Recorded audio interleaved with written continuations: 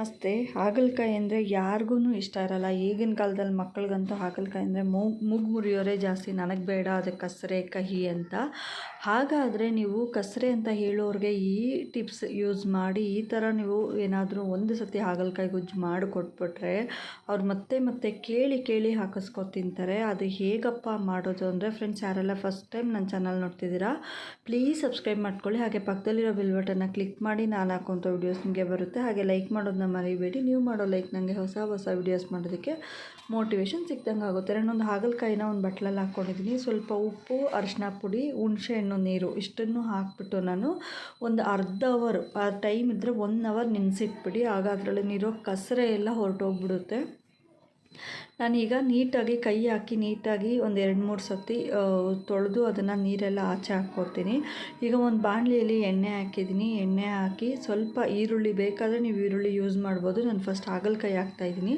ಹಾಗಲಕಾಯಿ ಹಾಕಿ ಹುರ್ಕೊಂಡು ಈರುಳ್ಳಿ ಹಾಕಿ ಇದನ್ನು ಚೆನ್ನಾಗಿ ಫ್ರೈ ಮಾಡ್ಕೊತೀನಿ. ಸ್ವಲ್ಪ ಉಪ್ಪು ಹಾಕ್ಕೊಂಡು ಚೆನ್ನಾಗಿ ಬಾಡಿಸೋದ್ರಿಂದ ಇರೋ ಸ್ವಲ್ಪ ಕಸರೆ ಕೂಡ ಹೋಗ್ಬಿಡುತ್ತೆ. ಕಸರೆನೇ ಇರೋದಿಲ್ಲ, ಅಷ್ಟು ಚೆನ್ನಾಗಾಗುತ್ತೆ ಇದು.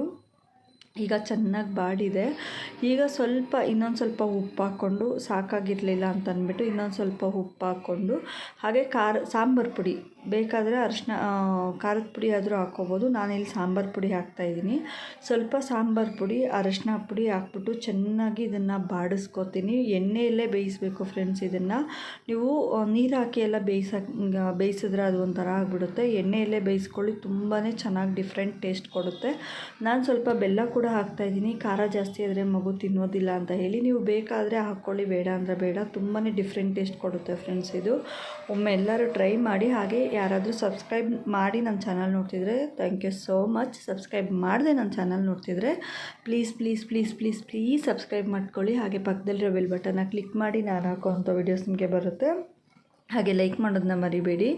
ನೀವು ಮಾಡೋ ಲೈಕ್ ನನಗೆ ಹೊಸ ವೀಡಿಯೋಸ್ ಮಾಡೋದಕ್ಕೆ ಮೋಟಿವೇಶನ್ ಸಿಕ್ದಂಗೆ ಆಗುತ್ತೆ.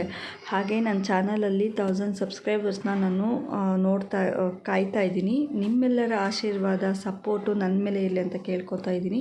Thank you so much. Love you all. Bye bye.